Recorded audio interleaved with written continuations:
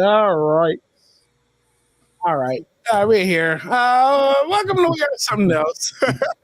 Presents Smoque N Spiel, the first ever live Smoque N Spiel, bro. It's your boy Kaleo. There's my guy. Hold on, I guess I got to do this right. We are something else. A lot of practice, bro. You take a week off, and your button, you don't remember your buttons and all that. All right, so welcome. We are something else. Presents Smoque N Spiel. It's your boy Kaleo. There's my bro E-Rich. And for those of y'all who've never been privy to a Smoque N Spiel, let me tell you, this is the movie review and music review podcast. Actually started by me and my bro, Big Mike, who's been taking a sabbatical, but my bro E-Rich has filled in graciously. DKC, it's good to see you. Risa, good to see you. Welcome. So if you've never seen a Smoque N Spiel, it's a 2-person platform.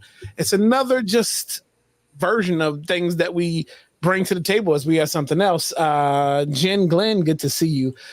Dope show earlier, Jen Glenn. So look, tonight we are going to be doing, for the 40th anniversary, we are going to be reviewing Purple Rain. Yeah, and look, we've come well prepared for Purple Rain tonight. So before, if you've never seen Smoque N Spiel, so look, this movie review is a little different. And why do you call it Smoque N Spiel, you ask? Because guess what I'm doing? I'm going to be smoking while we do this. Now, mind you, all this stuff is legal that I got. Well, hell, it would be legal for these times is set up. But no, so normally what we do, and I haven't done it in a while because in the studio right here, I'm a little nervous about the smoke detectors being above me. So we go see. It's not gonna be too smoky in there. But I got the hookah going right here, and typically we tell you what flavor we're smoking. And tonight I got white gummy bear mixed with peppermint shake. If I was a hookah person, I'd probably say that I'd have a rebuttal for that. But since I'm not, you're not. That's where Big Mike came in the hand because he was also a hookah smoker. So whatever, cigars next time, whatever, bro. So with all that said, let's dive into it. We're here tonight to review. Yeah, I'm on that stuff tonight. So here we go, bro. We'll be reviewing Purple Rain. I've been excited about this one because if you haven't seen the last one, you and I did was People Under the Stairs, correct? That is correct. Yes. Yeah, and that went well. And normally these are recorded. So it was our first live movie review. But if you haven't seen Purple Rain at this point, I mean, there's going to be some spoilers. There's going to be some interesting conversations on how we break this down. But that's actually a good.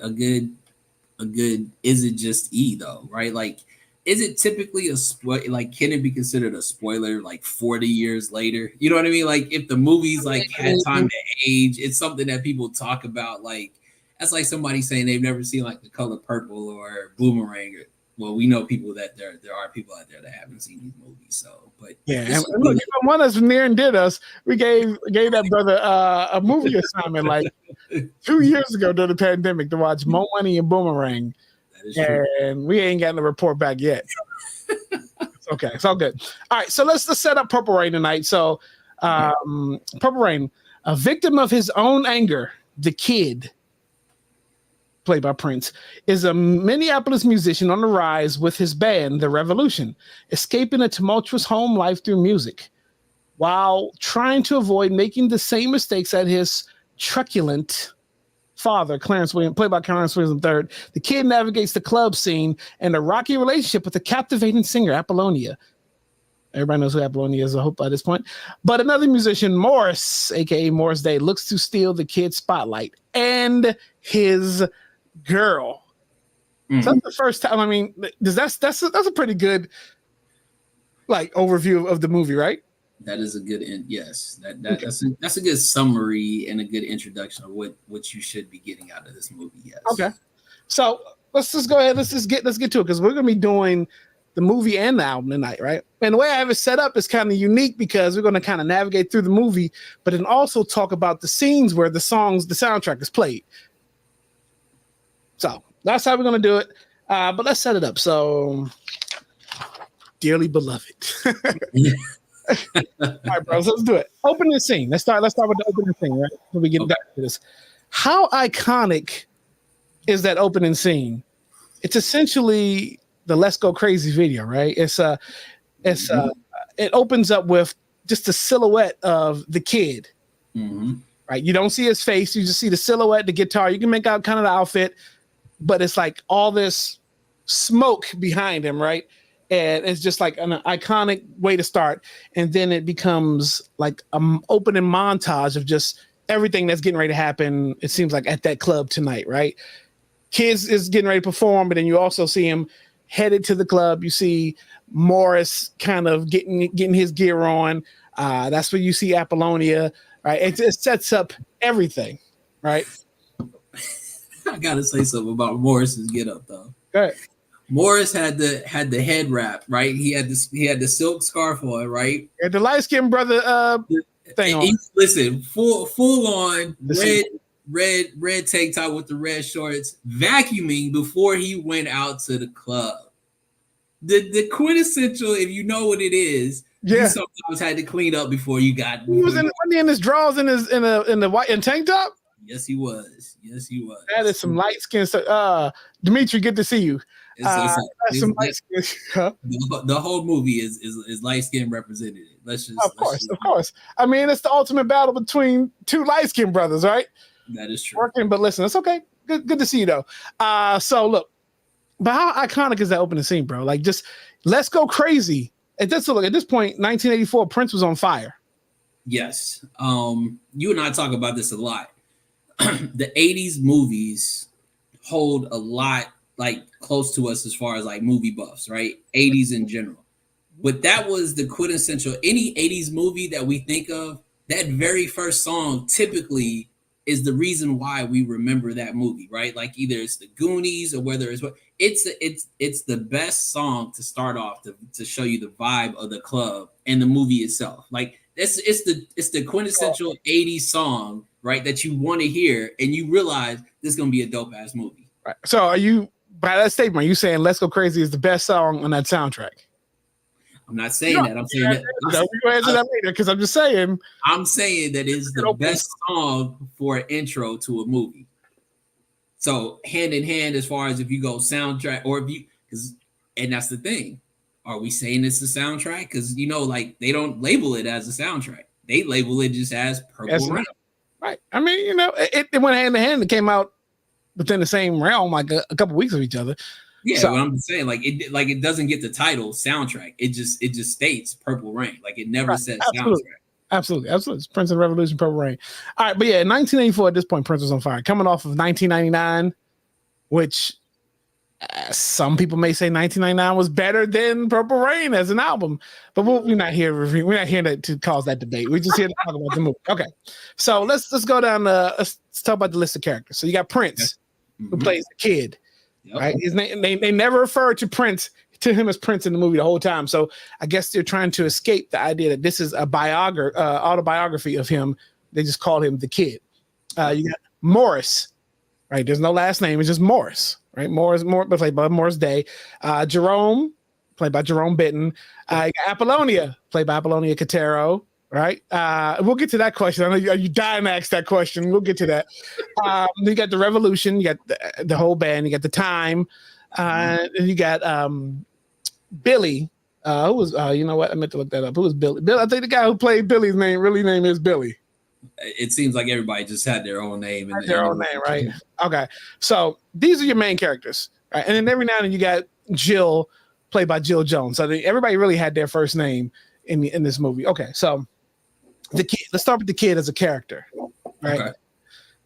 I'm gonna give my take, and let's break down the kid as a character, all right? So I'm guessing the kid would have to be about. I put on my notes between 20 and 23. Okay. It was a question in my book, like what was his age at that time, or what was supposed to be the age at that time. But you're thinking club. You're thinking at least like early 20s for sure. Right. So we put him at between 20 and 23, right? Because I think at that point too, Prince was. These are some light skinned. Because at that point too, I think Prince was about early 20s as well. So, right. And the movie was filmed throughout Minneapolis. The house is still there. Like when I went to Minneapolis a couple years ago, well, not a couple, about 5 years ago, I visited the house in which it's rumored that Prince actually did own that house. At a certain point, he bought it. Okay. I was just saying, except Jerome. right, exactly. And well, Billy was kind of. But anyways, okay. So, kid, we saying about between 20 and 23. Yeah, he's young. Okay, I got him as he's arrogant, super arrogant. Just think of some of the scenes, and like you know, I'm not gonna help you. You need me. You know. Can you help me? He's like, nah, I'm not gonna do that. Like, I got him as he's arrogant. For sure. I think the quintessential band leader, right? I know it all. I do it all. Like if it wasn't for me, you guys wouldn't be here. Type of vibe, right? Like that's what I was getting. Especially if it seemed like he had to battle whoever else was at the club at the time to either get time or to be on the stage, right? Because that's essentially what this all was about, was who got the most time or the songs on the stage. Right. And like there's no secret that he's the up and coming. He should be the next big act out, right? He should be the new owner's still clicking his ass on that. Jen says between 25 28. I mean, that could very well be possible too. But you still calling him a kid at 25, 20. That's why I put him at the range between. He's probably he's definitely younger than Morris, right? I mean, he's a baby face. We'll get to Morris in a second. I got him as arrogant, right? He should be the next big thing in town, right? They've even said that he's projected to go next. He's got issues with his band. I mean, like terrible issues with his band. Like there's some trust things happening there, and they never really dive into what the real underlying issue was. Right. That was a inconsistency of like, well, damn, if you're gonna paint this picture that some of his band members never show up to rehearsal or they leave or he's late all the time, and there's this whole underlying thing of Wendy and Lisa giving him a song that he plays behind their back. He won't admit to them that he's playing their music and listening to it. They just think that because of that one scene, he says he ran over with his motorcycle. Yeah. So there's some issues there, but we never dive into the issue why there is issues. Right? Okay. We learned that his parents were musicians as well. We heard that his dad could have been the next big thing out, but flushed his career down the toilet and also ruined his wife's career. Right. We know that he comes from a terrible household. Well, an abusive household where his dad is just beating on his mom, all throughout the movie. And him. Yeah, he did kind of give him the light skinned son slap after. Couple of times he put his hands on him. Every time that he went in the house thinking that he was gonna go stop him from hitting his mom's, he ended up getting it. So yeah, he had already been in the club for a while. Yeah, that's what I was saying. Like they had said a couple times that he should have been out by now, right? And it was this whole thing where he's just playing music for himself now. Yeah, and I also think to that point, probably if you think about it, could you insert that into the movie that shows previous kind of disruption within the band? I think you get that from the arrogance, right, that he shows off break, right? No, we're not doing it. It's I think it's so upfront, you kind of already know, he's not. It's either what I do or we don't do it at all, right? Right. And that's it. We don't even need to talk about it. There's no discussion. There's not even a vote. You know what I mean? As band members, there's not a fucking vote. Right. Okay. Yeah. So any other character analysis on him? We know he rides the iconic Honda purple motorcycle. I would say that in character wise, I think he kind of followed his own step. He didn't look like anybody else. Right. Even that was hard to say even back then when you looked at the crowd, right? Because I mean, damn. But for that to be the thing where I feel like it was a lot of individuality back then, he really didn't look like anybody else. And I don't think anybody could have tried to pull off what he looked like as well. Right. And also, real quick side note, apparently we're competing with the presidential debates tonight. We're not competing. They're probably both asleep by now. Exactly. So. Just, I'm just saying. I think that's the only other big thing that's on right now. Okay. Morris. Let's go ahead and break down Morris. Early montage shows that Morris is way into his looks, right? Like you said, the vacuuming with the backwards bandana on, to keep his curls in lock. The eccentric outfits, the leopard print kind of thing, and then he had like what kind of shoes are those? I thought he was good. I thought he was going to talk about his laughs and like his ad libs was everything. I think he's the first. Like I think he should be in the line of ad libs or like those funny ass like. You know what I'm saying? Damn, he was 51 in the movie. So yeah, and it's a very eccentric. He had like I said, that was his ad lib. Like he had a driver, bro. Like Jerome was his lackey, right? Like what the okay. He's just as arrogant because again, in this town, he's probably, if not 1.2, number 2 act in town. Yep. Right? And you can tell I got him. He's a little older. I put Morris at probably 25, 27. I got him older than that. You got him older? I got him older in the sense that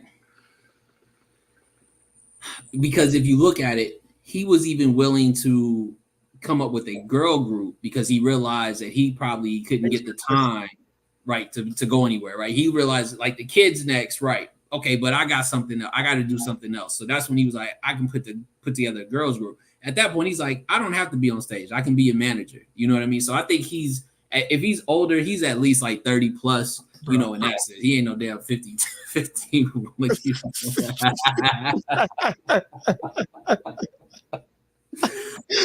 Oh my God. Okay. So you said, okay, in his 30s. Okay, I'm going to put, and I think because I'm going off of like how close they were in age in real life, but yeah, you're right. But 27 to 30. He's older for sure. He's older for sure. He serves as the villain in the movie, but also the comic relief. Yes. Like think of all the funny scenes in sayings. It's Morris. It's between Morris and Jerome. It is. And, them two together is a trip. Yeah. So kind of remind me of. I'm gonna go back to another of my favorite movies, A Christmas Story. Grover Dill and Scott Farkas, right? The two bullies, but they served as they were so funny. Jen said pushing 30. Yeah, could be. Super misogynistic. Yes. He's misogynist for sure.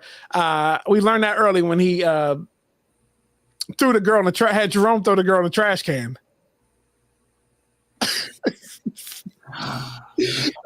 Bro. It's too many scenes with that fool that I want to talk about, but I'm just gonna keep it. Go ahead. Okay, if you haven't brought it up, we'll get there. Yeah, no, because it's later on. Okay. But see, we're kind of going all over the place now just because we're not going to tell the story in parallel. I mean, the music will be in parallel, but I mean, character analysis, we're just telling you how we've seen these characters throughout the scene. So super misogynistic, right? I mean, I obviously referring to the women as bitches throughout the whole movie, or, he says he has a plethora of women on standby, some honeys on standby. Like, that's his character, okay? Password scene. Funny as shit. That's the comic relief, bro. Like they're sitting there trying to guess a password, but they're using a word that can be served as a question as a password. I'm not even sure that was even scripted. I think that was just them just in that moment, like it probably was something and they just kept going because it seemed like it's too organic between them two. You know what I mean? Like that just seemed like that's what it was. It definitely had the chemistry for sure. Okay. Jerome, sidekick, roughly around the same age. Is more like they look like they were probably like best friends in high school, and just Jerome really doesn't have talent. He just holds the mirror, and he just kind of is Morris's kind of everyday man. Like, handle this for me, handle that for me. Go throw her in a trash can or do something. Put my window down, open the car door. Because in the beginning, he's standing at the car, getting ready to open the door as Morris does the shuffle step down the steps to get in the car. They were very abusive to women in this movie. The most light-skinned thing about that was the way that fool was going down the steps. I can't. It's too much. Super light skin. Okay. Apollonia. Bro, Apollonia. Okay. See, there's a lot that tells you about Apollonia's character in that first Let's Go Crazy montage, the opening scene. You learn everything you need to know about her right there. One, she's coming into town, right? She's in a taxi cab, and the cab pulls her out in front of a hotel. So that automatically sets up she's not from here, right? Yeah. And she's probably out there on her last savings, all her savings, because she makes a run for it. She looks at the fare, looks at how much money she has in her pocket, and hightails it out the cab just so she can pay for a room. Yep. Right. What age are you putting her in? I'm saying mid-20s. Older than the kid. I'm saying mid-20s, and the reason why I'm saying that is you realize like she's in that I gotta do something, right? Like, so she's just over the age of 21, probably, but at the same time, I don't have nothing. I want to be something. I want to be a star, and I got to go somewhere to make that happen, right? So I think she's kind of probably gone through some things, and it just hasn't worked out. So she's like, this is my last ditch effort. That's why I think in the movie she makes the play for, and we'll talk about that later. But that's where I'm going. I'm going mid-20s. Okay. I got her at 21. I got her young. That young. I got her young because it feels like she just took a risk at a young age to come out there to stardom, because she's definitely green to the scene, right? She said she was a singer, but I got her at right around what did Geraldo say? Apollonia, I really want to make it in the music business. I know I'll go to Minneapolis, Minnesota. I mean, that was the place. Minneapolis was the music scene. I mean, you had the whole Minneapolis sound at that point, older and taller. Well, everybody was taller than Prince. So you have her at older, jingling. Okay, I'm just thinking younger. She just seemed okay. You want me to tell you why I think she's younger? Because I'll tell you why I think she's older. But go ahead. I think she's younger because she fell for the initiation of purifying yourself in Lake Minnetonka. And I'll say that she's older because she decided to pawn something to get the kid. That's an older mentality. A young girl's not doing that. Okay. She saw that he really liked the guitar. So right. if she's on her last, right? Or if she's trying to make sure she stays with whatever she has, and this is outside of her thinking like he's going to help her break, she goes and does this and go gets the guitar with, and then asks Morris like the best pawn shop. He had already told her no. Let's back up because we're not doing this justice. Okay, let's break down Apollonia. Okay, so let's talk about the Lake Minnetonka scene while we talk about Apollonia. I said she's younger because she said she wanted to try to make it out in the music biz. Mm-hmm. She was green enough to fall for the purifying yourselves, and she's desperate for some kind of help, and she thinks Kid can help her. Right? He gives her that statement. And she takes her clothes off and jumps in the water, right? But okay, leading to that scene. How are we going to do this? Let's go back. So, okay, still open the scene of her. So then we see her try to get into the club, right? She tries to get into the club. Billy, not Billy, the white boy. Big Z, Yeah, that was Prince's bodyguard. But he's playing big whatever. He's the front guy right now, right? Yeah. And he's not letting her in the club. She sneaks in the club, and she's just enamored with. At this point, Prince is doing the solo for "Let's Go Crazy," right? And she's all into it.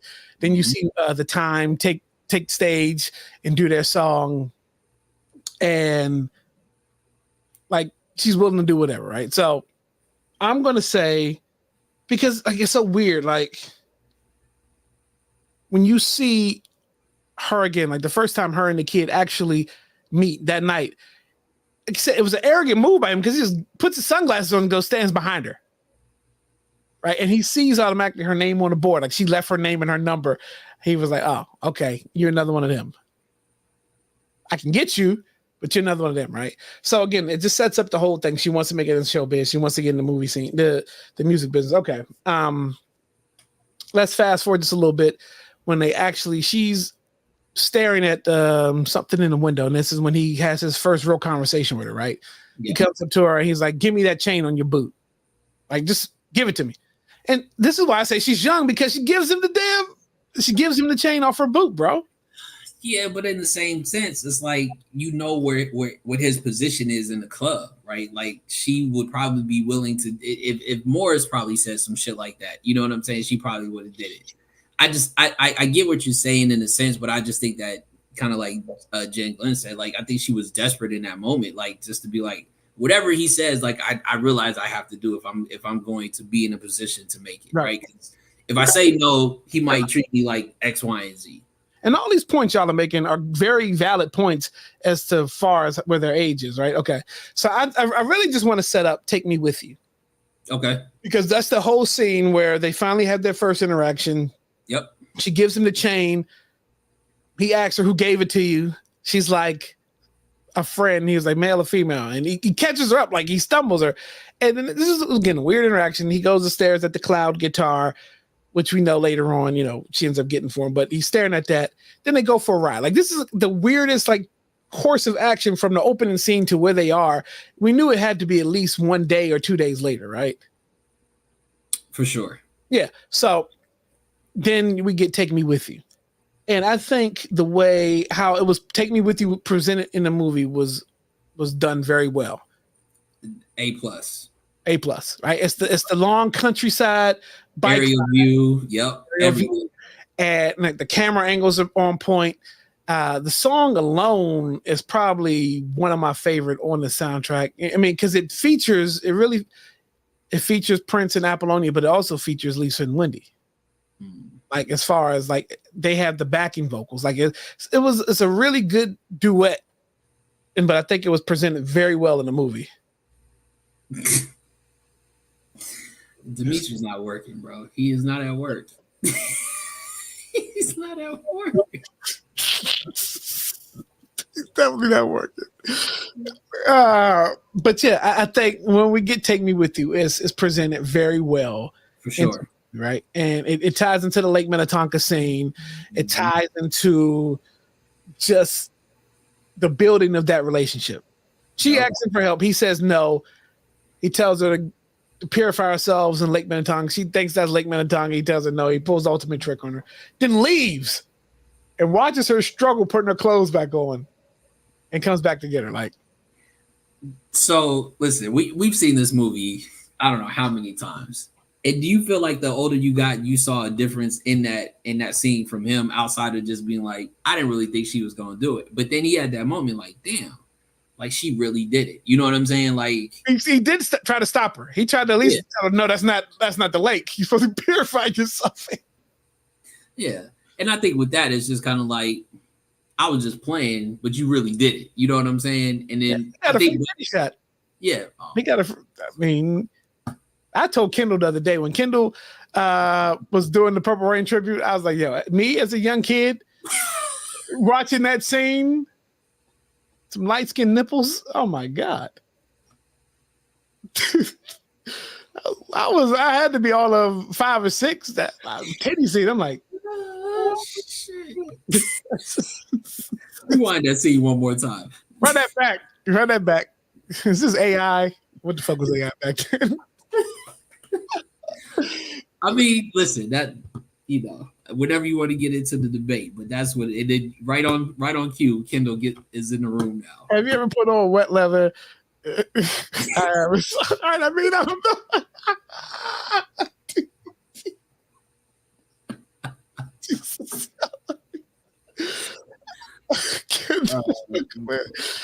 This is why we love y'all. So yeah, it was wet leather. I'm trying to get back in.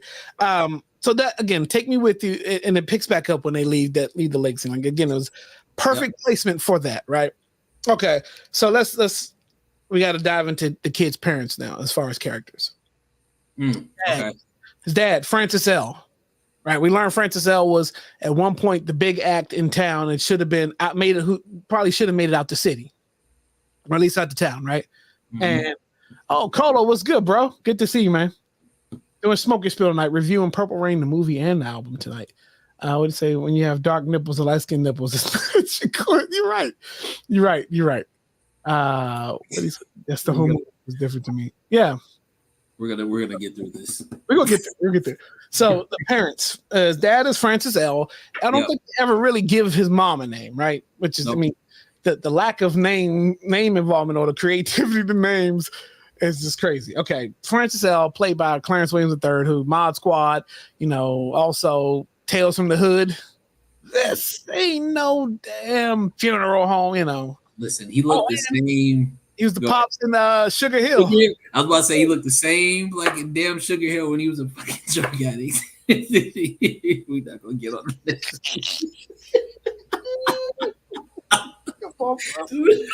We're not gonna do it.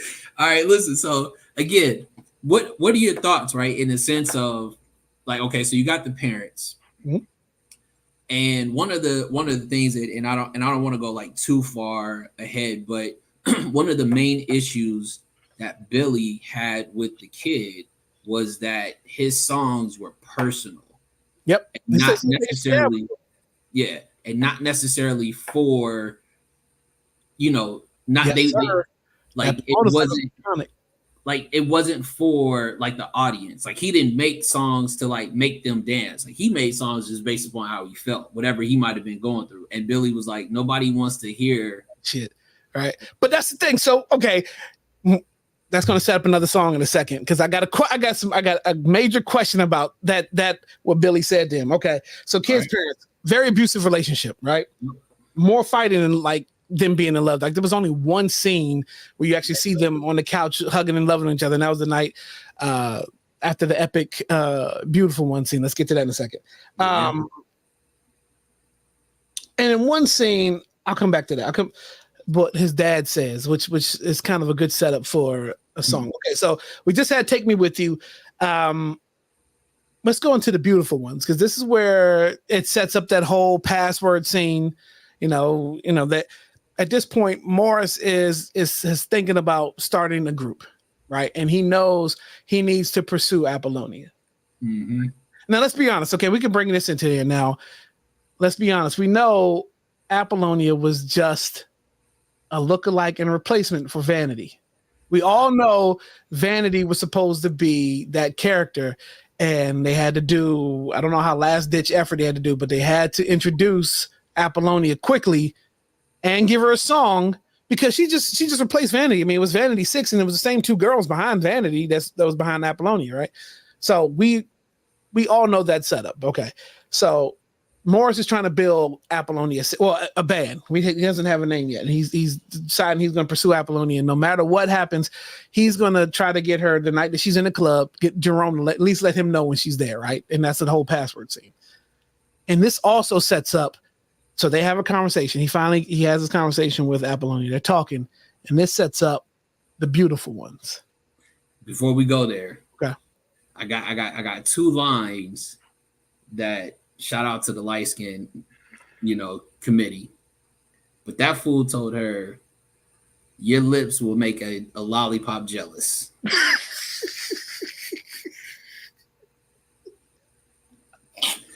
I said, yo, Morris is a straight fool, bro. I told you, villain and comedy relief, like comic relief. And he was like, when he told her, I'm gonna make you love me. Like, I mean, just like like at this point, he's like, I don't usually do this. You know what I mean? Like he's saying like, I'm just gonna come out of my shell. You know what I'm saying? Like, and then the comic relief in the sense where he's like, yo, Jerome, go get my change. Like, he said, no, keep the change. He said, go get my change. Hold on, real quick. So, what coals am I using for my hookah tonight? I got these circle charcoal, coconut coals. They burn. Coconut coals burn a lot better. Not as heavy as the basic ones. Coconut is a little more naturally flavored. Okay, so shout out to the sponsor. Yeah, we need rapey. Exactly. Morris was getting out there. All right, so we have them at the table having a conversation, and then let's go backstage real quick before this is the setup scene for Beautiful Ones. Yeah, the kid is backstage, right? And he already knows he's already in possession of a tape that Lisa and Wendy have been working on, wanting to get to him because Jill gave it to him, right? So they don't know he has the tape, or they don't know if he's listened to it at all.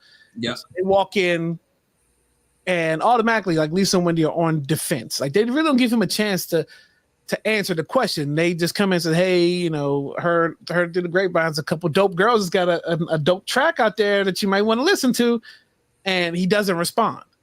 Right, and he has that weird puppet in his hand. That's obviously him being a ventriloquist. He's like, why should he do your music? Be getting along fine without it. Next thing you know, he'd be wanting to borrow his motorcycle. Yeah, and then so they immediately get offended because they think that he's not listening to them, taking them serious. Right. And they immediately go on defense and start attacking his brother. Right, and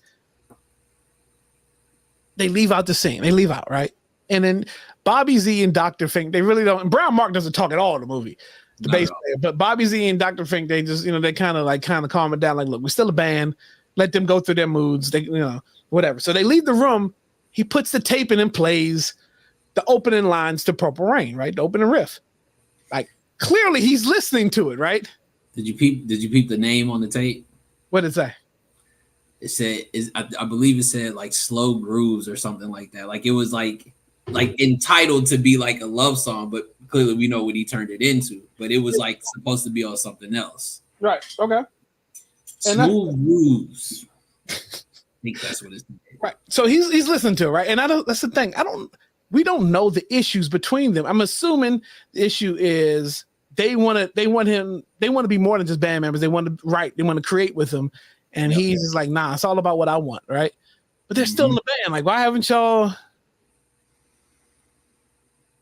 Probably, could it be that there was a stigma being in his band? Like, who else could you go to, right? Like, who else? What band could you go play? With? And they knew he was the next big thing out, right? He was fitting the blow. He just needed the right amount of music, right? Yeah. Okay. So here we go. Beautiful Ones. Morris and the Apollonia talking. Here we go to Beautiful Ones.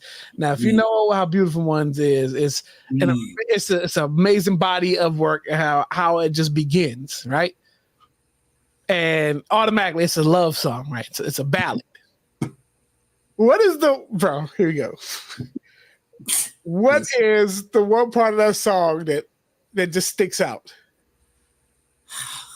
I don't even know if I can pinpoint it. I'm gonna let you talk to that. That was the first time in the movie, within the scene. That song that sets up is very important in that scene. Bro, the fact that's what I'm saying. Listen, my notes, it literally, like, I have it in my notes, right? The fact that he was singing directly to her. That's what I'm saying. He was singing right to her, but also telling Morris, you ain't got a shot, bro. Like, he's pointing at Morris, saying, "Do you want him or do you want me? You're gonna have to make a choice." Listen, the most direct, light-skinned, violent moment was just the fact that he can write a song in the spur of the moment and be looking directly at the people that he's singing and he's singing a song. Bro. He is serving them up.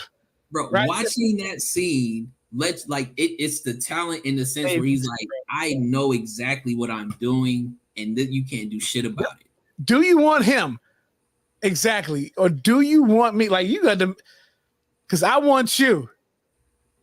We ain't. What is Morris gonna do with that? More the camera angle of Morris' face and her face while they're doing that is crazy, right?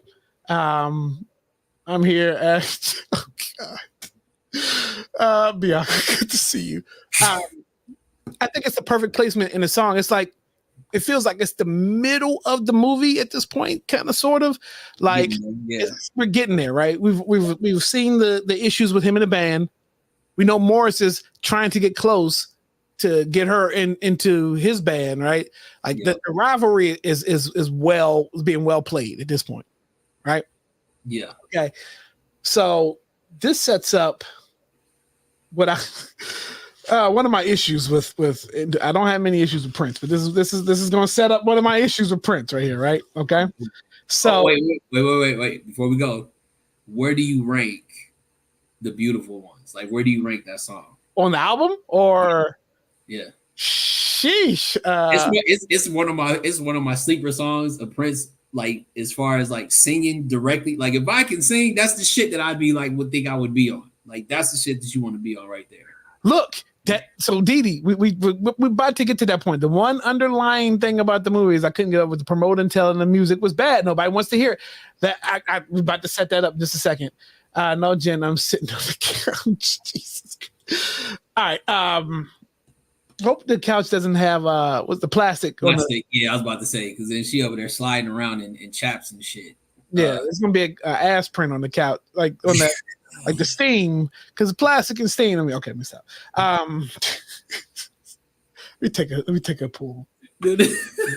Yeah, no, that it's. I think oddly enough, Billy actually played a good role in this whole thing, though, right? Like in regards to just not him being the club promoter or that person. He's like, listen, whoever comes in this club is gonna get seen. Mm-hmm. But him telling them they don't want to hear that shit, or you know what I mean, you take this shit personal. I told you to don't make it personal, make hits. Right, we'll get there in just a second, because there's a pivotal scene when that happens. All right. So after Beautiful Ones, it seems as Apollonia has made her decision. Right, going home with this. She goes back with the kid, right? She goes back to the kid's crib. And did you peep the scene where he was like, "Let's go to your spot"? He said, "No." She was like, here, let's go to your spot." And she's like, "You can't go to mine." That's what she said. You're right. Yeah, because he understood. You never knew what parents you were going to get. He called him a freak show when she saw them in there kissing, right? Yep. So they go downstairs. Now let's talk about some of the side music that's being played in this too, because this is where you get the ultimate love theme song. Is called God Love Instrumental, right? There's two versions of God. That one is that, and that is a brilliant body of work. That's amazing, just piece of orchestral, just by in guitar. There's no words being played. It's like amazing. Like it's definitely a sex song, right? And it's called God, which is right. Hey. Let's think about it, right? Okay. Here is if I have a problem with Prince, this is my problem with Prince right here. Bro, the kissing scenes is trash. Like, what are you doing? Listen, I can't. It's like open mouth, kind of like tongue around the nose. I don't know what this is. I'm like, what the? Like, this is your beautiful piece of music playing, and this like, this kissing is horrible. What is this? Listen, unfortunately, I'm gonna have to. I can't. I got to sit this one out. It must be a light skin thing, and I don't know anything about that. So I'll gracefully bow out on this conversation. Out of what part? Go ahead, talk about it. What you're saying, like the fact that listen, that might be a light skin situation there where he's having the moment. As far as the acting is just like, come on, like, at least gotta, because Under the Cherry Moon was bad. Like, what is this, bro? Like it was, but then in the same sense though, on when they was about to get it in, and the way he like threw that leg over and had her, get ready to bend over. You know what I'm saying? And hey, he hit her with the the hand movement, he hit her with the 1-2. He knew what he was doing. I just think, like you said, okay. So that is my issue. Okay. It's just like, bro, like if you're gonna sell me this, like it's just that needed work. as an acting coach, as a whatever, as selling that you're really into this girl. Like, yeah, okay. So that scene happens, right? Okay. What's my notes? Because the next song after that was God. We just did a beautiful one. Okay, so the setup after that is she's kind of like, Morris is back at her again. Morris probably understood what happened the night after, right? The night before, because he's right at her hotel the very next day. He didn't care. He's still making a play on, I need you in this group. Yep. Makes the play. And so here's the thing, bro. She knows they don't like each other. She knows they are like they're from out, and she's playing both sides, bro. These are all light skin problems. Like I don't even know. Like, cause she's light skinned too. Everybody in the damn movie was light skinned except for Billy and Jerome. That was it. Yo.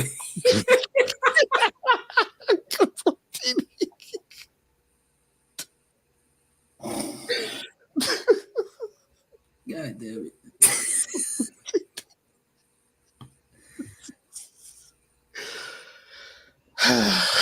Okay. So what's it say? Prince look alike. I mean The 80s was wild. You know what I'm saying? So okay, let's play bro sides, bro. And playing a dangerous game. Yep. Between two enemies. But she's not from that. So yeah, so maybe she doesn't understand the longevity of their beef probably with each other. Because clearly it's not just like right then and there when she gets in town. Like that, you can tell that it's been a back and forth. Brewing for a while. Like they've been battling for forever. Yeah. Like, in real life, the time was opening for Prince and Vanity Six Prince. They were open. Vanity Six and Time opening for Prince, but they were saying that they had to take the time off the tour because they were killing before Prince got on. They were killing it. Had to hit him with the bird. Maria, good to see you. Welcome in. Y'all are mean. We're breaking down the movie. And then Dee Dee's talking about kissing his mirror. Talking crap is our love language, Maria. We said anything that would mean we hated it. Exactly. So, okay. Morris gets her to commit to the group. Yep. She wants to be a star. He's trying to, at this point, find a pivot out because, like you said, maybe he misses one or maybe he didn't. But this could also, but you know what this is? This could also boost him up enough and get this band in here to get the kid kicked out. Because the conversation he had with Billy was like, look, if you can pull this off, he can be gone. Like, then this could be your town. I got you. Okay. So makes sense. Did all that. Okay. So back to more problems with the band because the kid gets there and the band is well, because he's late though. Yeah, he's late and everybody had left, right? Billy calls him in and Billy gives him the ultimatum right here. He's like, look, bro, there's a band coming in. I don't have room for four. I got room for 3 acts. One got to go. And this sets up the When Doves Cry video montage. Now, again, we're talking about the album now, and we're talking about the movie. So this is when Billy gives him that wake up call. Like you're gonna have to pick it up because we're getting ready to. I'm about to cut one of these groups loose. And that's when we get the When Doves Cry. The guitar just hits as he's sitting at the bar talking to Billy. Why do I feel like we missed something though? What do we miss? We're right on time. So what's it? So when did Computer Blue be? When was that introduced? We're not there yet. Okay, because I thought because we got to get into that conversation. What happens around Computer Blue and Darling Nikki? Okay, so we're not there. When Doves Cry, and When Doves Cry on the album is it was a major hit for Prince. Oh, for sure, major hit for Prince, and still to this day, that opening guitar riff and then like the kind of like the voice inflections that he's doing, but then the bar, bro. Animals strike curious poses. They feel the heat between me and you, bro.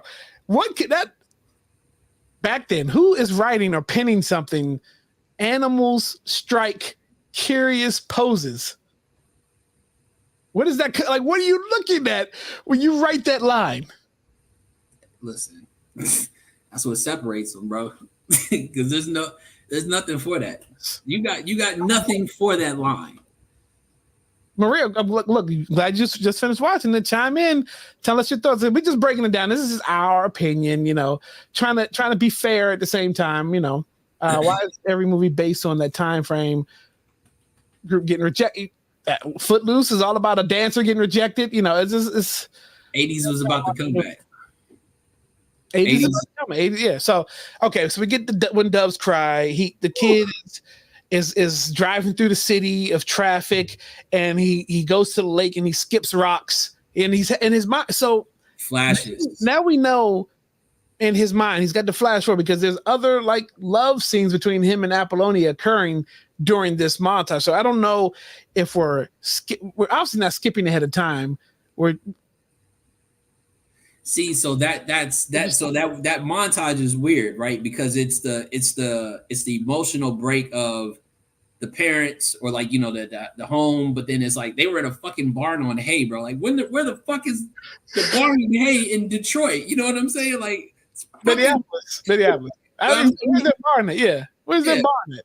Like, okay. Where the fuck is the barn at? But it sets up like it's a weird time frame because you think the way it's played out is he just got the draws, and then he goes to work. Then he drops her off the next day. Morris recruits her for the group, right?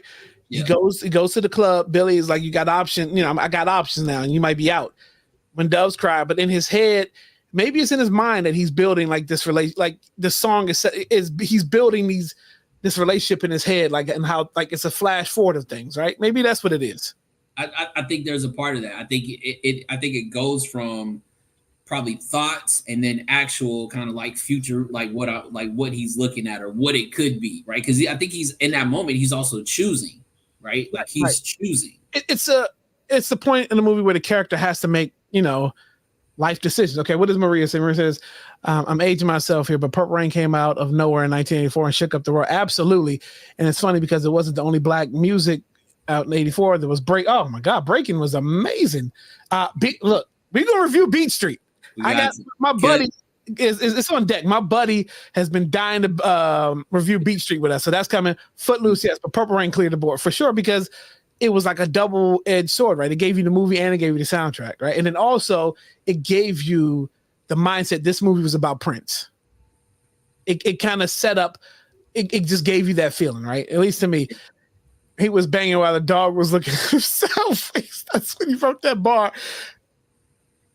Maybe. I'm not talking about. Keep going. Just made me choose to still hit me. Okay, so here we go. Okay, now this is just gonna set up. This is gonna set up where you see the kid he's a product of his environment and he has a lot of his dad in him, right? So at the end of When Doves Cry plays, he sees his mom on the curbside, bruised up, beaten up. He goes in the house and he hits the most light-skinned ever motherfucker I ever heard in my life. That was so light-skinned. Answer me, motherfucker. I was like, what? And with that, there was the spin that he did when after he said that shit. If you pay attention, he said, answer me, motherfucker. And he did the straight, like.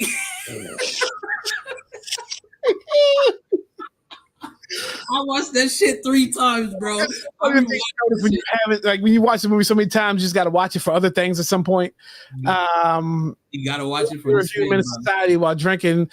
Oh my God. There's so many layers in that. There's actually messages in that movie. About Minneapolis music scene is truly, yes, yeah. Pros, beer, whiskey. What's good, Armani? We reviewing Purple Rain tonight, the movie and the soundtrack. Answer motherfuckers. I'm trying to tell you. Yo, the spin sets it off, bro. He hit that shit so crazy. I said, bro, I gotta watch this shit again. This motherfucker did not do a spin in the kitchen at that. And you talk about my dude got on the tightest pants as possible with boots on, and he's in there ready to beat his bops up. You know what I'm saying? These little girls. Oh my God. So okay. So and this is a pivot again. It's setting up something major because again, we know his father is a musician, bro, and his dad. Please. The only time we've seen his dad is he's always been abusive in that one potential love scene right now. This is a deep scene for me because in the background you hear it's called on the Purple Rain Deluxe, it's called Father's Song, because this is where you hear Francis L playing music for the first time, and he is playing what becomes the guitar riff, the guitar solo to Computer Blue. Bro. Go ahead, talk about it. Listen. If you as a music lover did not play that scene just to hear the chords and how that was arranged on the keyboard, like on the piano, like you could probably tell like Prince himself was just like, damn, like hearing it, like even though that shit is being filmed, you had to listen to that shit and run it back. Be like, damn, that shit is it you damn near want to say it's flawless, and you didn't even hear too much of it. No words. Perfect melody. So he goes down, he finds his dad playing the piano, right? And I think this scene tells you everything you need to know about him and his dad's relationship. Because he mentions to his dad, like, I thought you didn't play no more. And his dad says something like, I don't, or whatever.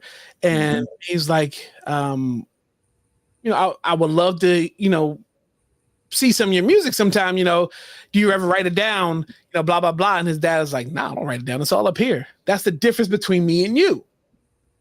So in this conversation, it feels like we already know that the dad's career was flushed. The dad flushed the mom's career too. The son is trying to hold on and have this career. And there may be a sense of jealousy there that his son has the spot, but he's already saying, I'm different than you because I don't need to write it down like you do, right? So that's that. Right? And then what I've also got from that scene was it felt like a little regret in there having a kid. And I tell you why I felt like there was regret there, because he asked him, do you have a girlfriend? Are you going to get married? Never get married. And that tells you that Francis L. problem was he got married. Why did he get married? Maybe because she got pregnant with kid. And that's okay. Go ahead. Talk about it. Okay, wait. And I think we missed something though. We missed what his dad said to his mom. Oh, no. Okay. When the scene where hold on. Let me think about this. Because that was before. Because remember, there was a couple scenes before that one. Because he was like, "How did she get that way?" Right. So then then after that, the next scene was when. Okay, so this is okay. I know what you're missing. What you're talking about here? There was another fight. Yes. So when he told his wife, "I would die for you," but what he said, before that, he said, "Yeah, if you believed in me." He said, just believe in me. So like as an artist, right? And what is the one thing that I feel like you look for that, just like you might not get it, and a lot of people don't get a lot of artists, and they just look for somebody to be there for them, right? Or do whatever. And I think he was like, just believe in me. And then the next line was, I'll die for you. Okay. So you're right. Okay. Now here, because that scene is the night that she comes back. Apollonia comes back to the house. She said, I'll be back at the crib at 8. I'll come to the crib. Right. Because light skin time. That night happens. That's right. That night happens, and then it was the next day, and then that's where you kind of see there probably been space from the scene where he slapped her. It's okay. You're right. So Apollonia, let's just go back. Apollonia comes to the house with a gift for the kid, right? And it's the guitar. Yep. And this is right after the kid breaks up a fight. He's listening to Lisa. He's listening to Lisa Wendy's song again. Yep. He's trying to groove to it. The parents come in the house, and everything is rocky, yelling. Big thud. Kid goes upstairs, pushes his dad out the way after he sees pushing his mom. And that's what he said, he said, all you had to do is believe in me. Yep. All you need to do is believe in me. And then he was like, I would die for you. Right. And then that sets up the kid, Apollonia coming over later that night with the guitar. Yep. And as she hands off the guitar, she's like, I'm joining Morris's group. And that's when you see the other side of the kid come out. His daddy. And he backhands her, and she's like right across the damn dresser. Yep. Straight dad move. Like his anger, just like his pops, and he displayed it right then and there. No hesitation, just full on. He just smacked the shit out. He's like, "Don't I make you happy?" Yep. That sounds like some shit his dad had said. Like, "Don't I make you happy enough? You don't need to do. You don't need to stay out the music business. Yep. Stay out of it. I don't want you dealing with that. Don't I make you happy?" You know better, yeah. Like you don't. Like I'm trying to tell you not what he's gonna do, and you still not listening to me. Again, kind of like the whole sound. Believe in me, right? Like I'm trying to give you like this game. Like, well, the Dave Chappelle episode messed up a lot. It was true stories, but it threw a comic relief. Prince even found that funny. Let's go through the comments. Chris, you always off. Not necessarily. You got paid for it. You got paid for today. When Prince jumped, is that like kittens crawling up your leg? Oh shit. I didn't see that. It's like kittens crawling up your leg. Kaleo approved my PTO. Just surprises anyone. Yeah. What I took from the movie is Prince stole all his daddy's. Jesus. That scene was sad. Yeah. All right. Okay. Hold on. How long? You're 68 years old. How long am I believing you? 60. I mean, his dad was a talented musician, and I would love to have known like how. We're not gonna get a Francis L. backstory. Nah. Okay, yeah. So the slap, she spun around 11 times. Light skin rage. He went from 0 to 100 quick. When she said, "I'm joining Morris's group," he was like, "What? What?" And like, come on. What did Kendrick say? Drake say about Kendrick is like when you put your hands on her, if she puts her hands on you, is it abuse because she's bigger than you, kind of thing? Oh, yeah. I got you. Kendall. I'm be honest, Apollonia could have body slammed it real. Exactly. That's what I'm talking about. Lots of colorism in this episode. movies are different back then. Yeah, exactly. Okay, so let's set that up. So he's abusive to her. Okay, and you're right. Then that's the next day he goes to the club, and Wendy and Lisa aren't there. We get the When Doves Cry, and that's when you get the montage because okay, maybe there was some space in between where like they have a love-hate thing. You know, she was still around after he slapped her around. Okay, right.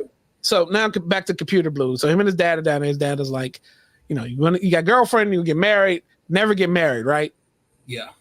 So to me, that's when I feel like you learn the rest about his dad. It's like there's regret for getting married. And it feels like, to me, I'm thinking kid was a reason why the marriage was there, and that after that just slowed everything down. I agree with that. I think that's what it was. But she also made the comment like she didn't want to be there. And I don't know if the mother made the comment, right? I don't know if she was talking in general of the marriage, or was she just talking about like being there in that town anymore, right? Like you didn't make it. Trapped. Yeah. She's like, I'm trapped. Yeah. You don't ever do anything fun, kind of thing. So she feels like she's trapped. Yeah. Okay. So let's go to Computer Blue now. So now we flash forward. You know, we start to hear the Wendy. Yes, Lisa, is the water warm enough? Like that kicks in right there. Like again, pivotal part of the movie because that kicks in, and then you see the dad, you know, kind of leaning with a cigarette in his hand on the wall, like he's contemplating things, right? But anyways, now let's go to that scene. This was probably the more overly sexual version of the kid that we saw, right? Shirt off, guitar playing, lace masks, and then like the Hop Tour guitar kind of scene, right? You know, that's exactly what it was. It's like that we got the Hot Tour on the guitar, and he's gripping like the side of her face. What the fuck is happening? Am I wrong? Isn't that what happened? You're right. Why he's hitting the guitar solo that we heard earlier was the dad's piano. Yeah. Okay, so then outside, let's go. We see Morris and Apollonia come. You know, Apollonia trying to get Morris to come in there more, and she's telling Morris, "I don't want to be in the middle of you guys. Why do we have to go in here?" Kind of thing, right? But at this point, you've already chose, right? Morris, you're getting ready to debut. And Morris has put a lot of work in. You're getting ready to debut. And your girls are right there. We're going to go in and we're going to make a scene. We're going to let everybody know you're getting ready to debut. Right? So, goes in there. Billy and Morris have a conversation. He said, the kid is in rare form tonight. Right? And Morris makes a comment like, it's kind of empty in here, right? So, yes. Okay.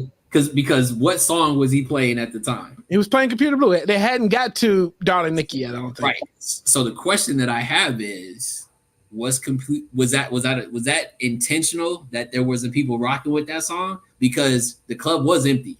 Nobody was dancing to that shit. Can you dance to Computer Blue or Darling Nikki? In the 80s, they was dancing to every fucking thing, right? But nobody, usually they're like focused in on the act. Nobody was paying him any attention. They were just kind of in there. And yeah, right. Now so then we get to Darling Nikki, which is probably, we know what Darling Nikki did for music back then, because Tipper Gore put that parental advisory, she got that parental advisory sticker put on music because of that song, right? Masturbating with a magazine, right?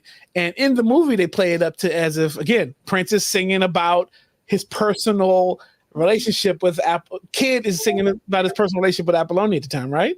Because she gets offended. She does.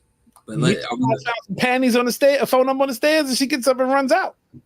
Like she's like all shaken up, like. Go ahead. Are we gonna mose over the fact that he was on top of the speaker and that motherfucker grabbed the back of his ankle while he was on? He hit the light skin yoga on the top of the speaker. Hey, listen, man. I swear, yo, he's a comedian, like, and he probably doesn't even mean to do this shit on, like, he's probably not doing it on purpose. But I mean, like, in that scene, bro, that like every scene that he was directly talking Puerto Rican. I don't know. When he was directly talking to like Apollonia, or like when he had a song that he was directing it to, like it seemed like it was tied in so crazy. Like you can tell the emotion behind it. Like he was like, I'm gonna do this song and I know it's gonna fuck with her. Right. Again, another overly sexualized song. That set of music that he did that night was very personal, as you know. So again, Nikki Apollonia storms out of the club. Morris is upset that she did that.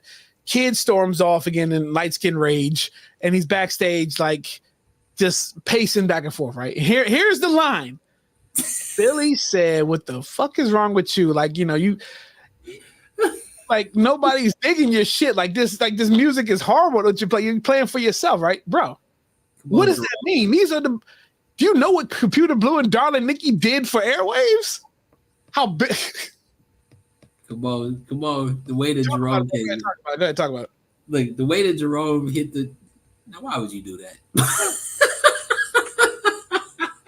That's fucked up. I don't like it either. It was the he don't like it, I don't like it either. Like, I mean, but bro, it's a quintessential. You send your boy out, right? Like the fact that it was Jerome that delivered the message. He's instigating like shit. He's instigating. What does he give? He says he's like Morris got a group debut in the Taste Mart, some tickets. Don't forget to bring a girlfriend. Yeah, and then give him a kiss. It's like.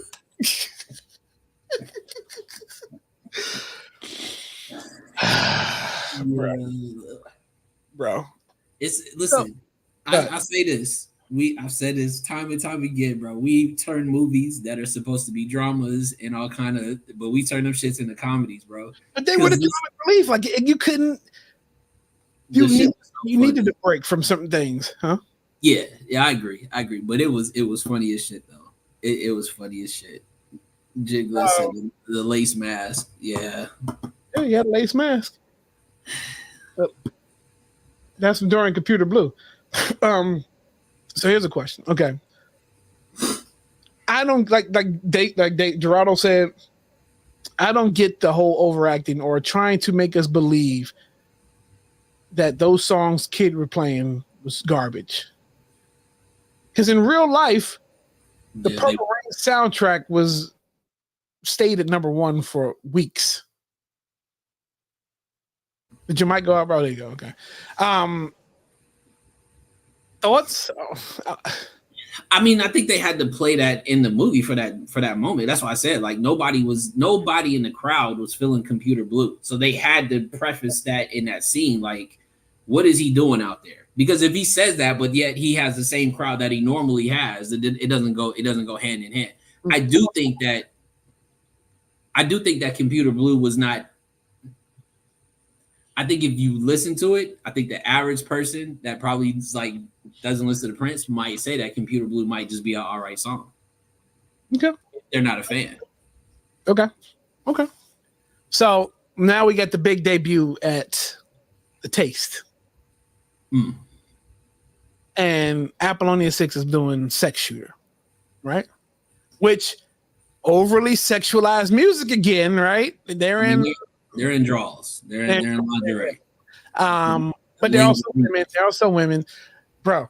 Again, another iconic part of that movie that just became funny because of the whole beef me and Sean Xavier just went through. The light skin over.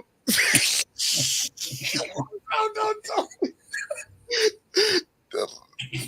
Bro, Morris, you see Kid standing behind the spotlight, just Kid is like he's at attention. He's like he's pissed first of all because his woman is on stage performing. He's at a point where he's got a lot of shit going on. Morris and Jerome are at the bar, and that double take Morris does when he sees the Kid.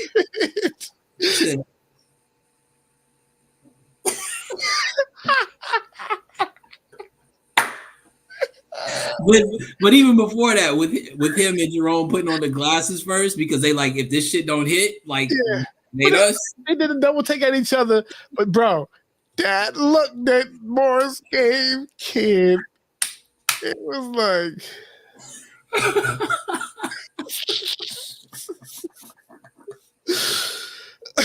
I'm about to say too high for this. All right, let's go back. Oh, where we at? Let's Ultimate Wingman. I think the songs are before its time.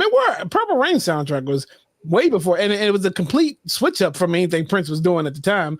Sure. I believe somebody mentioned it. The lace mask. The light before its time. Prince said, "Let's just act like it's bad, but we ain't playing no whack shit in my movie." Right. Dave J, the whole movie is an "I told you so" to the industry. Maybe that was the feedback the label and the promoters and the radio was giving him before it all. Absolutely.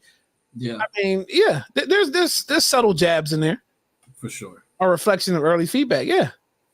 It was the 80s for sure. I'm too high for this. I would love to know what Morris Day was thinking when he's actually contrite and sad outside his dressing room. I know what that is. Okay. What is that? Go ahead. No, are we gonna get there? Because that we haven't got to that part. When he's like, when he's just after the performance. That was after the performance. Okay. Yeah. All right. So we'll save that one because I definitely got that in my notes. Okay. So we get to after. So Apollonia is still like past the slap or how many every time he's put his hands on her. She's still feeling them. She's showing him, I got your earring going. I'm doing this performance, but I'm thinking about you. Right. And he's not feeling that shit. That's the last thing he's thinking. He is not feeling that shit. But he fucked with it though. He fucked with that sign because of then what happened later on that night, right? Which was Morris was trying to get her right, and he was getting her right. You know what I'm saying? Trying to get her, and then he was drunk, and it wasn't working. Kid kind of did his thing. With the me. Where's Jerome? I gave him the night off. Where's CB? We gave him the night off. The night off. That's a t-shirt, man. CB got the night off. All right. So yeah, you're right. That scene, Apollonia still chooses to go with him, even though he was kind of aggressive, like, get on, let's go. You ain't got no choice. Get your ass on this bike. Let's go. Right. Morris is pissed. Then again, more comic relief from Morris because he hits the line. Okay. So fast forward just a little bit because that night they end up kind of breaking up, whatever. You know, she throws the earring back at him, blah blah blah, whatever. So Kid, this is the night. Kid goes home because everything is just hitting the head at this point. Kid goes home. He sees that the house is completely damaged and something had happened. Door was open. I don't think mom was around, right? Nope. Screen was open. Door was open. Mom wasn't around. Everything was jacked up. Yep. Kid cuts the light on. Gun cocks. Bam. Gunshot. Yep. His dad shoots himself. That relationship had kind of gotten all the way out of control, and that was regret at that point, I'm assuming, or like Jen said, at 68, you probably just know that, it's. But okay, that sends the kid on the whole, it puts him in perspective because remember he's getting questioned by the cops, and he goes into the basement, and that's where he visualizes hanging himself. Yeah, the rope scene was crazy. That was real crazy. That was absolutely crazy. I think so. Seeing in that moment, right, and like I said, we talked about before, he hit Apollonia, and in that sense, it was like that was a reflection of his dad, right? It was a reaction to what's happening, and I'm doing what I only see, which is I hit him, right? My anger. Same thing in that moment. I'm seeing this. I'm seeing this. All this shit is going to shit. Like nothing's going right. My girl don't believe in me. You know what I mean? Or she's not listening. I can't get shit right. My band is fucked up. It's almost playing out as if it's like probably how his dad's life went, and then where he was in that moment of, I used to be a musician, but the shit didn't work out. Mm-hmm. And him seeing that rope and then seeing himself up there was crazy. Mm-hmm. That shit was wild for real. Yeah, absolutely. And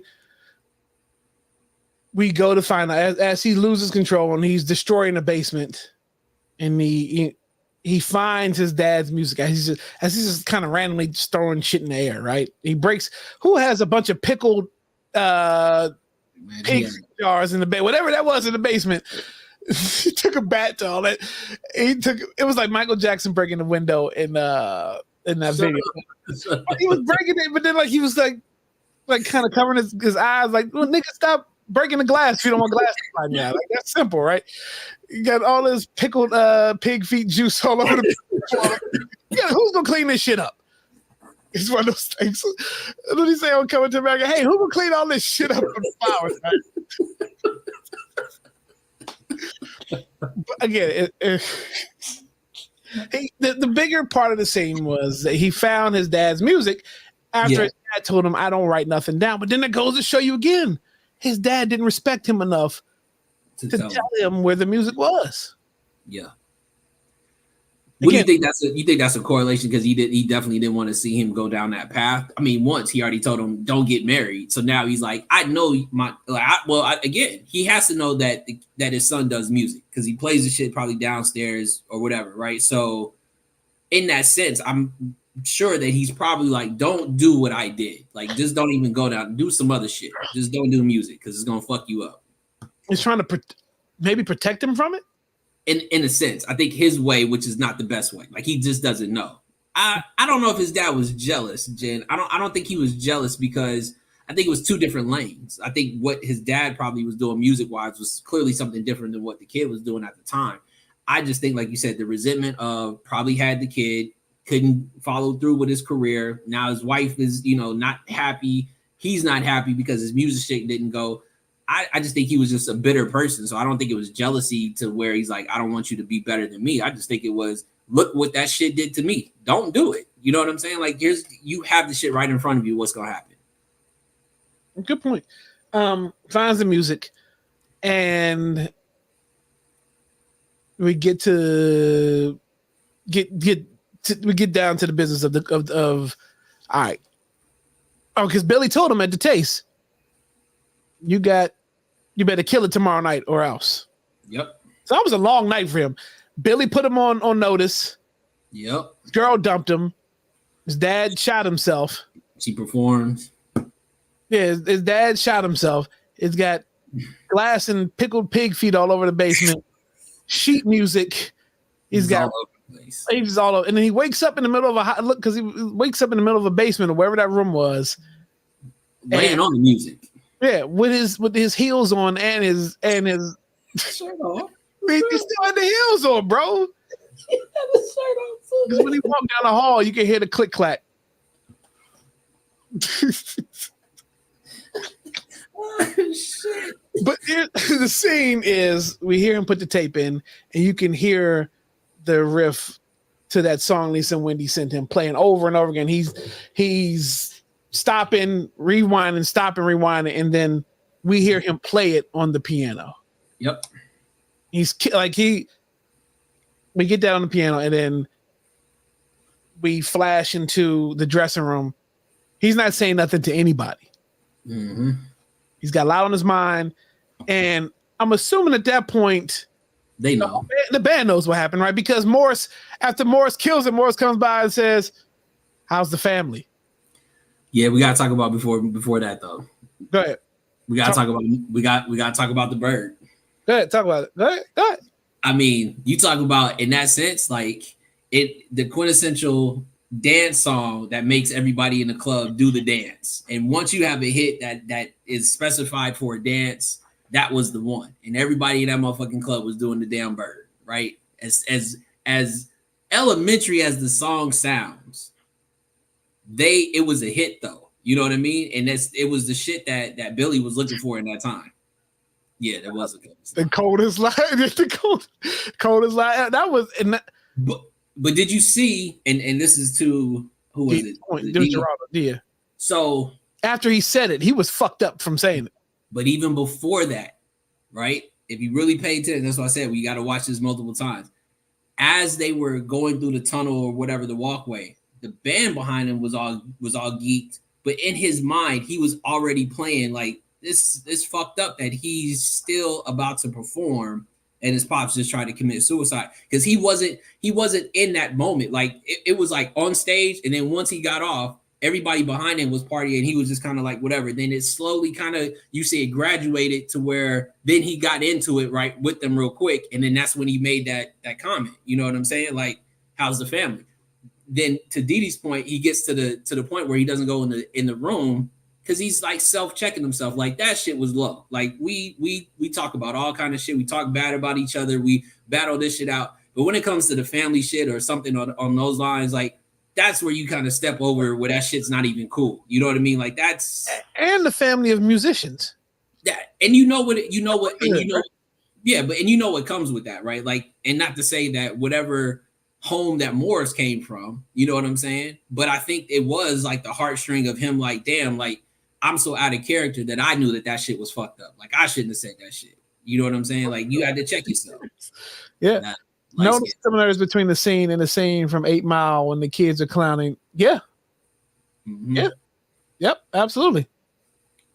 So then we get, again, still silence because he doesn't react to that. The whole band doesn't react.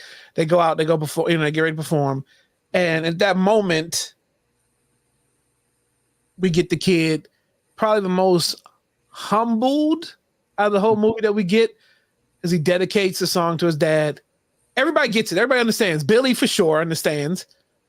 And then he gives Lisa and Wendy the props. We're going to do this song written by the girls in the band. And it's crazy. They knew what song to go to, but they did it. And then we get Purple Rain. Now, I think every song in this movie was placed perfectly where it's supposed to go. Yep. Obviously, Purple Rain is the reset ballad. The sad, this is the temperature of the movie at this point. Facts. Even right after we got the bird. Yes. The quick emotion part of it, right? Yeah. Like you have that for sure. This is the temperature of the movie. The lighting is temperature. It's purple. Is somber lighting. And he just goes into the song that apparently he's been writing behind the scenes, right? And he has the white guitar. He has the cloud guitar. It's setting up for the big performance because he doesn't play any other time. He been had it. He pulls it out for this particular moment. And we all know what Purple Rain did for, hell, up until the day Prince died, Purple Rain was still in rotation. I played in the Prince birthday marathon. I played an 19-minute version of Purple Rain live, and that just because of how how the guitar solo in that song, like you can hear it on wax, you can hear it in the soundtrack, and it's just okay. It's a good song. You hear the melodies. To hear a live version of him when you get the guitar solo over and over and over again. So first of all, a lot of people don't know that There's a 1984, 83 concert that Prince played at First Avenue. It was in the midst of getting ready. I think he was getting ready to, he may have already been filming Purple Rain, but he was testing out sounds. And this is the first time you see Lisa. Oh, who's the guitar player? Wendy? Lisa? Susanna? Check the chat. They battle of which one was which. Wendy.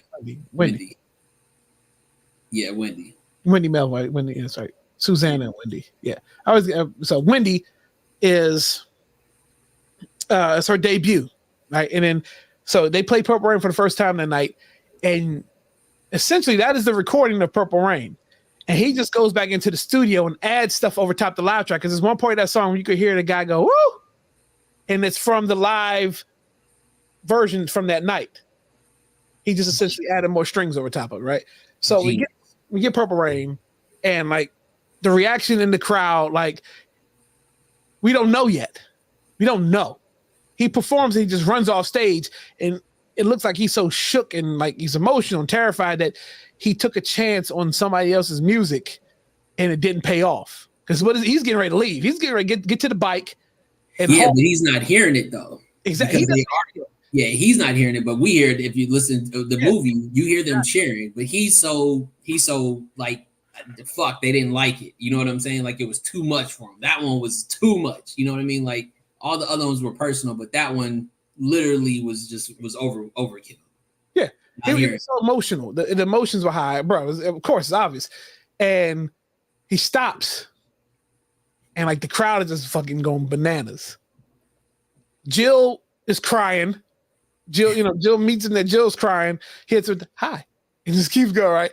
But everybody at this point is backstage cheering him on, like ramping him up, like go back, do what you got to do. Like, we love that. That was dope. Apollonia, kind of the quick, peck on the cheek. Like, all right, I gotta go back and handle business. We get I Would Die For You. We get Baby, I'm a Star. Bro, when you throw the damn, it's a party when you throw the damn the little tambourines in the audience and the motherfuckers playing with you. I mean, it's a party at this point. Yeah, it's a groove. Like the whole First Avenue is packed. Yep, everybody's back on this side. Even Morris and Jerome are rocking in the crowd. To Billy's dancing, like everybody's dancing. Like the kid. And they just said, like, right, the emotion, right? Like we go from that somber, right? Like it was the bird, then it was the somber shit, and then now we're back. Like I think the raw emotion that had to happen, just like filming that shit, but also just like the true element of like how that album is, right? Because how do you go from Purple Rain into I'll Die For You, and it's an upbeat song, like within the movie, but on the album, Purple Rain's the last song. Like that's the only sequential order that things are played out of order in the movie. But you get what the hell was? And then Rolling is immerses fade to black.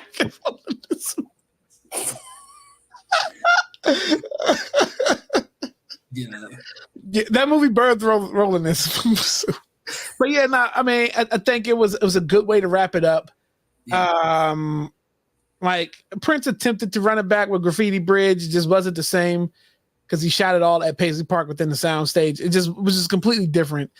And it was more, we won't get into that, but it was definitely more spiritual, aligned. It was just different. It was more musical X than this one was. But yeah, Purple Rain, I think, what a way to end it, bro. Like, okay, so here we go. Now we got to rate it. No. Ask your question. Then we'll rate it. Ask your question so the audience has time to answer it by the preference, and then we'll rate it. So I just ask a question? No, ask your question. What you want to ask? Who do you, the preference between the two? From your Is It Just E? Oh, okay. All right. He's got a question for y'all. Yeah, so for the chat, again, damn, how long ago was it, bro? Like 3-4 years ago? Like 3-4 years ago, I posed a question. The question that is always going to be a question, even when we're dead and gone. They're still going to be asking this question. Well, I hope they are the ones that truly know.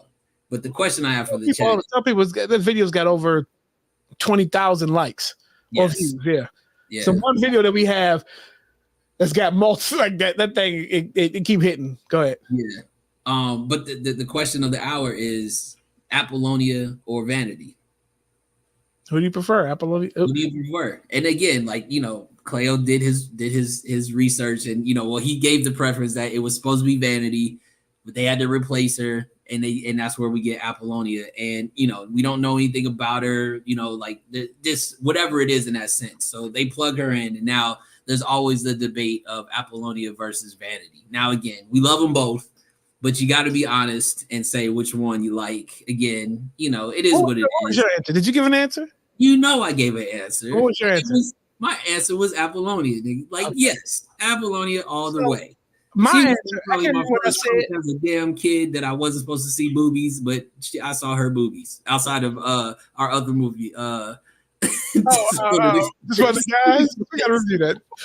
Just for the guys had me staring like that too. I mean, a good titty scene always as a kid, like what? Kaleo, come to dinner. Hold on, ma. Hold on. I'll be there just a second. Looking at the TV guy, trying to see when it comes on again. It's like I record it. Hold on. All right, hold on. I'll be right there. But no. So I don't know what my answer was back then. I can't remember. I got to watch it. But I think right now my answer is going to be Vanity, for the simple fact that the realism was with Vanity. We know Apollonia was the replacement, and Apollonia was married at the time, which kind of takes away the fantasy. What does that matter? What you that changes nothing until you get older and realize that she was married. That's it. I mean, you're right. You're right. I'm just, you know. In the movie, you look at both of them and you got to just make it out. There is no wrong answer, but the correct answer is That's a good one, Dave. That's a good one. I appreciate that. I appreciate that honesty for sure. All right. So let's rate it. So since it's a Smoque N Spiel, we rate it by rings, smoke rings, right? Okay. Five being the best, 4, 3, 2, 1. Okay. Let's start with the movie. What are you rating Purple Rain? How many rings do you give in Purple Rain? I'm giving it 4.5. No, we don't have. So that means 4. We'll give it 4 rings. Okay. Yeah. What would take away 5? Why wouldn't you give it a 5?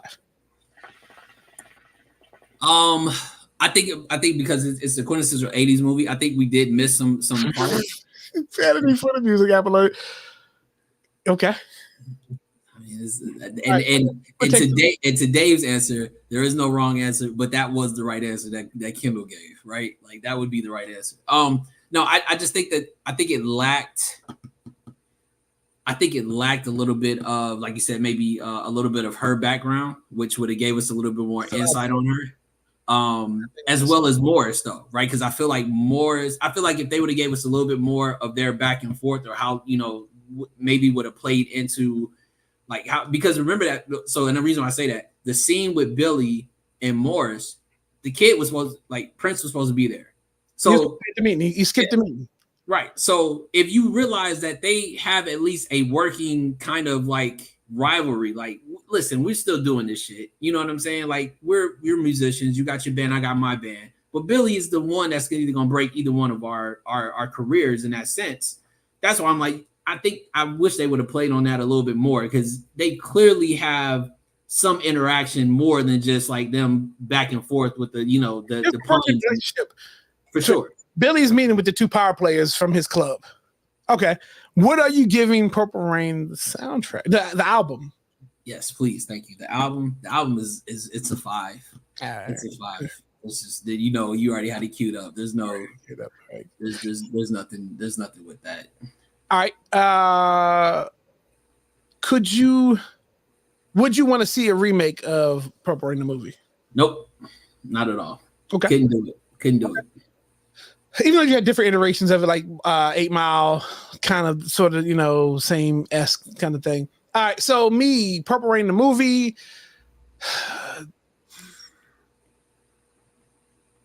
The fact that it's 40 years old, you know, I'm gonna give it a 5. I'm giving it 5. 40 years old, celebrating it. Still, I can remember the movie from start to finish.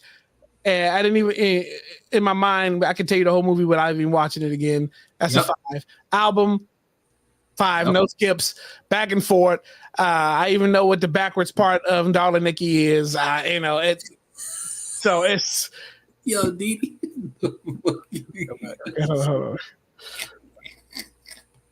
In a vacuum, the movies are 3 horrible acting, silly scenarios, but we were 5 to 12 years old. The music is obviously banging, but the movie's so much. Okay.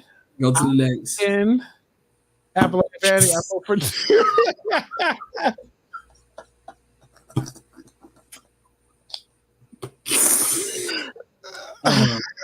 I'm with you. Nope. Okay. John. Oh no. Lead. Exactly.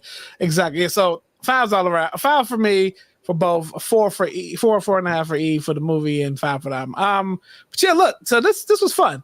Yeah. And at an hour 36 minutes. So look. A couple announcements real quick before we get out of here. First of all, thank everybody for chiming into the very first ever live episode. Snarky wants to know. What's the titty As a kid, let me tell you, well, even to today, because when I watched that scene, I had to watch that scene 3 times to make sure today.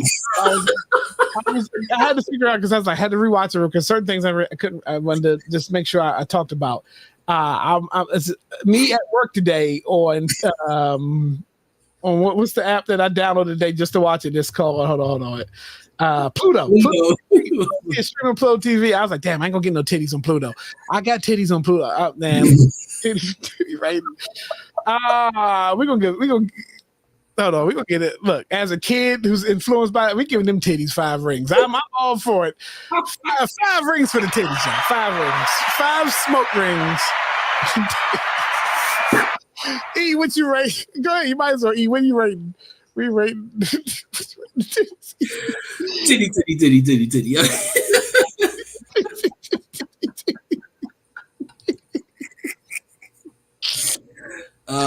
this is crazy. Oh man, yeah. I mean, look, it's fun. It's our first time doing Smoque N Spiel live because every time I've ever done this has been recorded. E, this is your second Smoque N Spiel? Yeah, because we got people under the stairs. And we got, so get on YouTube, WRSE podcast. First of all, like and subscribe, hit the like button for this. We got other movie reviews. So Smoque N Spiel started off for me and my bro, Big Mike. We did Meteor Man. We did Todd Rundgren's album, one of Todd Rundgren's albums. We did Class Act. We did Class Act. We did Jay-Z's Blueprint. Tonight was Purple Rain, and me and E, we got some things lined up for some more Smoque N Spiels. Maybe do it another live iteration, or just go back to recording. But it's there. Episode 200. Everybody wants to know. Kendall keeps saying we had episode 199.673. With the date for episode 200 will be announced very shortly. For episode 200. So we're not diving away from 200. It's getting ready to happen. 5. Oh, wait, hold on. He said Jack. Jesus Christ. All right. Yeah, this shit is crazy. Join us live tomorrow on there's a few things happening. Tomorrow on Station Head on the Kindle Beehive. Kindle Bee Morning Show. Join the Beehive. 6 a.m. Pacific, 9 a.m. Eastern Standard Time, Station Head. Funky Friday. Tomorrow's music will be provided mostly by Kendall's brother who's celebrating his birthday. So that should be dope tomorrow. Right after that, is We Are Something Else presents The Abstract. Me, I'm back. And let me tell you this. I got a song that I'm playing tomorrow. And here's the whole minute. This one's real estate poppy. Stop teasing. I got a song tomorrow that I'm gonna play. That will question who one of the greatest rappers is in this category. There's a certain category I want to touch on, and I'm going to say that this song I'm going to play features the greatest rapper within this category. All right, so that's tomorrow. Yeah, I said it. The greatest rapper in this category. That's a strong statement. In this certain category, the specific category, this rapper is the GOAT in that. Just because the features alone that this person was able to pull, greatest rapper. All right. So we're gonna get to that tomorrow. There's a marathon, Stank Face Funk, exactly. The Jack Moraine is a 5. There's a marathon happening on Station Head this weekend. The Sad Stripper Marathon is returning. Thanks to Jen Glenn. I think there's a lot of stuff happening, but appreciate everybody for getting through the Smoque N Spiel tonight. Stay tuned for what's next week because it won't be episode 200, but it will be something.